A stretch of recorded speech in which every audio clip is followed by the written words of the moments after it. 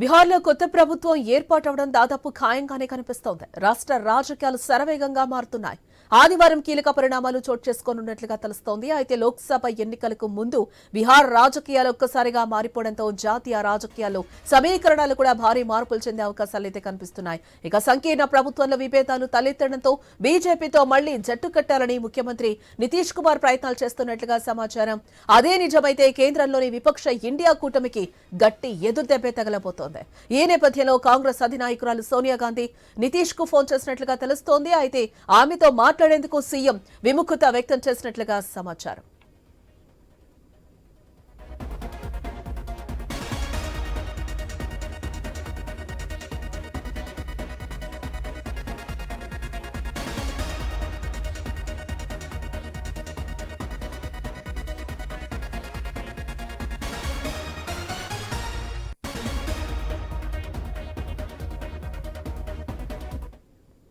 కాంగ్రెస్ అగ్రనేత రాహుల్ గాంధీ నేతృత్వంలోని భారత్ జోడో న్యాయ యాత్ర ఈ నెల 30న బీహార్లోకి ప్రవేశించనుంది. ఈ యాత్రలో పాల్గొనాలని ఇప్పటికే హస్తం పార్టీ నితీష్ ను ఆహ్వానించింది. దీని గురించి సోనియా గాంధీ శుక్రవారం ఆయనతో ఫోన్లో మాట్లాడేందుకు ప్రయత్నించినట్లుగా విశ్వసనీయ వర్గాలు వెల్లడించాయి. కానీ ఆ కాల్స్ ని సీఎం పట్టించుకోలేదని పేర్కొన్నాయి. రాహుల్ యాత్రలో పాల్గొనకూడదని ఇప్పటికే ఆయన నిర్ణయించుకున్నట్లుగా ఆ వర్గాలు తెలిపాయి. అయితే రాష్ట్రంలో సంకీర్ణ కూటమి కూలిపోనుందనే ఊహాగానాలకు ఈ వార్తలు మరింత బలాన్ని చేకూర్చుతున్నాయి.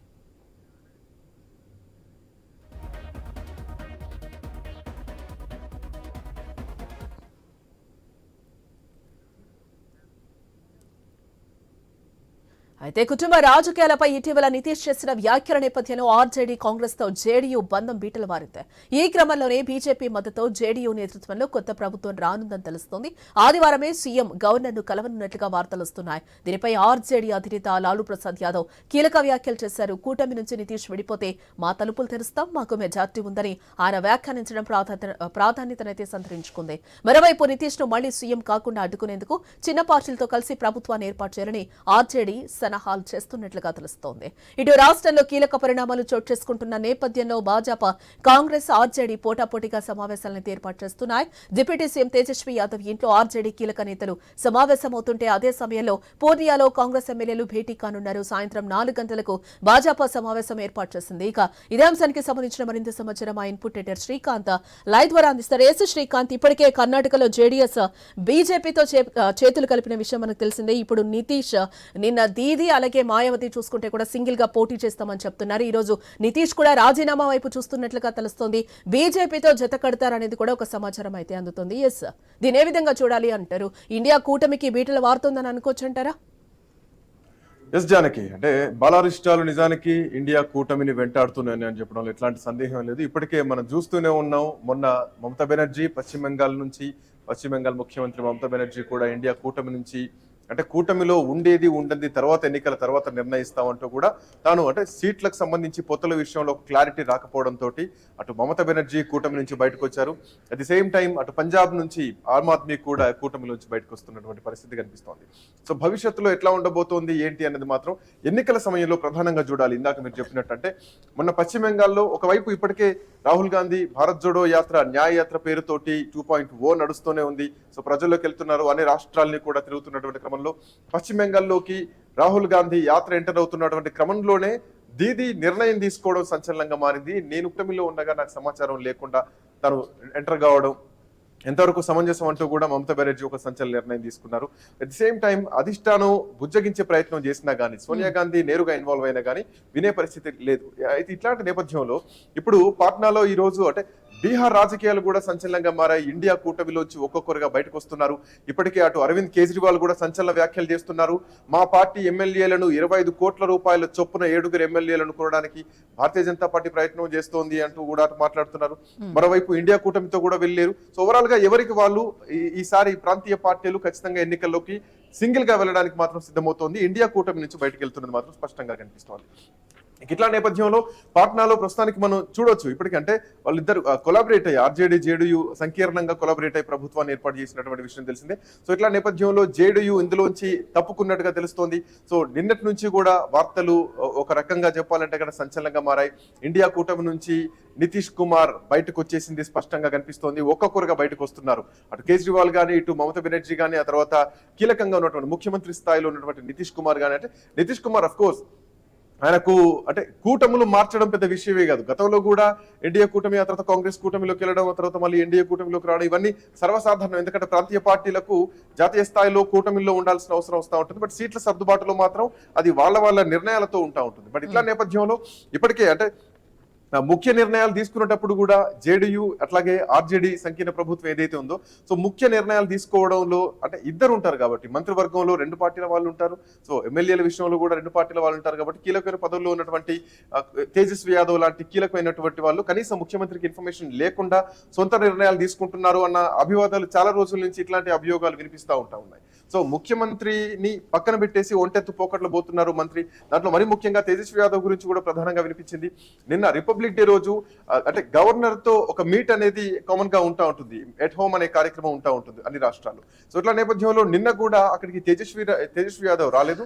రాకపోయేసరికి నితీష్ కుమార్ ని అక్కడ మీడియా ప్రశ్నించడం జరిగింది. ఎందుకు తేజస్వి యాదవ్ రాలేదు అంటే, అది ఆయన్నే అడగాలి, నన్ను ఎందుకు అడుగుతున్నారంటూ కూడా మీడియాకి ఆయన సమాధానం చెప్పేసి వెళ్ళిపోయినటువంటి పరిస్థితి.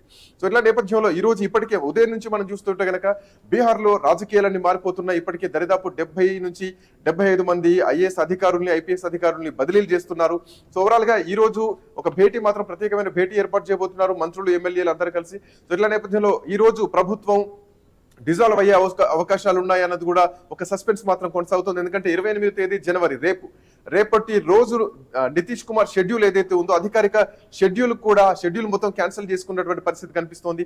సో ఇట్లా నేపథ్యంలో గవర్నర్ ని కలబోతున్నారా, ప్రభుత్వాన్ని డిజాల్వ్ చేసి భారతీయ జనతా పార్టీతో కలిసి మళ్ళీ ముఖ్యమంత్రిగా ప్రమాణ స్వీకారం చేయబోతున్నారా, కొత్త మంత్రివర్గాన్ని ఏర్పాటు చేయబోతున్నారని మాత్రం ఒక ఉత్కంఠ మాత్రం కనిపిస్తోంది.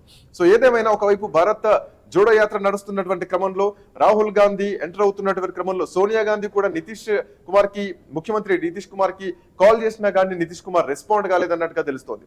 సో ఇట్లా నేపథ్యంలో ఇండియా కూటమి ఎంతవరకు బతికి బట్టకట్టగలదు, ఎంతవరకు కూటమి లేకుండా కాంగ్రెస్ పార్టీ అంటే నేరుగా వెళ్ళగలదు, ప్రజల్లోకి వెళ్ళగలదు అనేది మాత్రం ప్రధానంగా చూడాలి. ఎందుకంటే ఇప్పటికే మొన్న 4 రాష్ట్రాలు ఎన్నికలు జరిగితే ఒక తెలంగాణలో తప్ప మిగతా 3 రాష్ట్రాల్లో కూడా భారతీయ జనతా పార్టీ గెలవడం జరిగింది.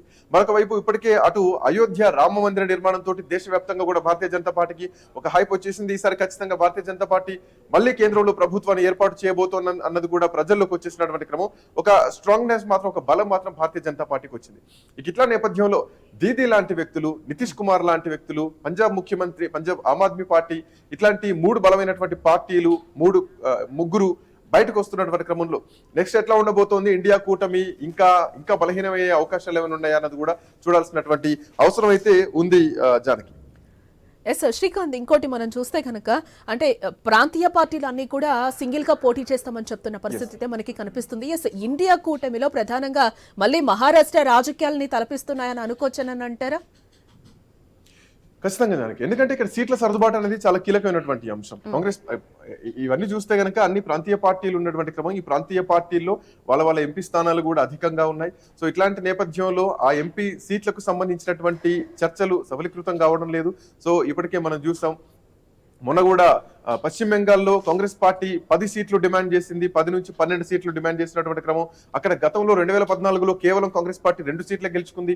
ఆ తర్వాత 2019 ఎన్నికల్లోకి వచ్చేసరికి 4 సీట్లు గెలుచుకుంది. సో ఇట్లా నేపథ్యంలో 10 నుంచి 12 సీట్లు డిమాండ్ చేస్తున్నటువంటి క్రమంలో కూటమిలో ఉండాలా లేదా అన్నది సెకండరీ విషయం. బట్ ఇప్పుడు మాత్రం మేము ఒంటరిగానే పోటీకి దిగుతాం అంటూ కూడా 36 స్థానాల్లో ఖచ్చితంగా మేము పోటీకి దిగబోతున్నాం అంటూ కూడా, గెలుస్తున్నాం అంటూ కూడా దీదీ ప్రకటించింది.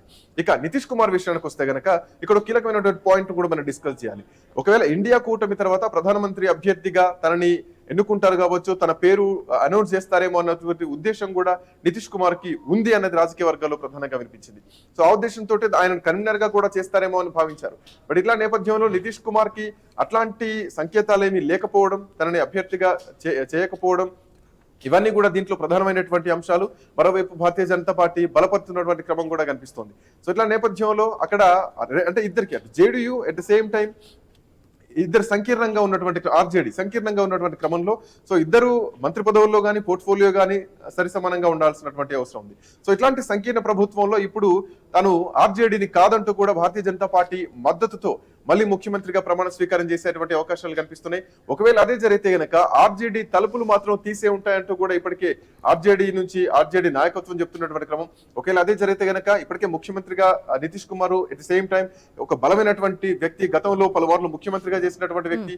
సరే కూటములు మార్చడం అవి రాజకీయ అవసరం, ఎవరి ప్రయోజనాలు రాజకీయ ప్రయోజనాలు వాళ్ళకు ఉంటా ఉంది. బట్ ఇట్లా నేపథ్యంలో ఆర్జేడీ తోటి ఎన్డీఏ కూటమి ఎంతవరకు వర్కౌట్ అవుతుంది, నెక్స్ట్ భారతీయ జనతా పార్టీతో సంకీర్ణంగా ముఖ్యమంత్రిగా బాధ్యతలు చేపట్టిన తర్వాత ఖచ్చితంగా పవర్స్ మొత్తం భారతీయ జనతా పార్టీ టోటల్ గా మనం ఇక్కడ చూస్తే శ్రీకాంత్ అంటే ఇండియా కూటమి చీలికకు ప్రధానంగా కారణం ఏంటి? ఈ సీట్ల అడ్జస్ట్మెంట్ ఒక్క విషయమే మనం పరిగణలోకి తీసుకోవాలా?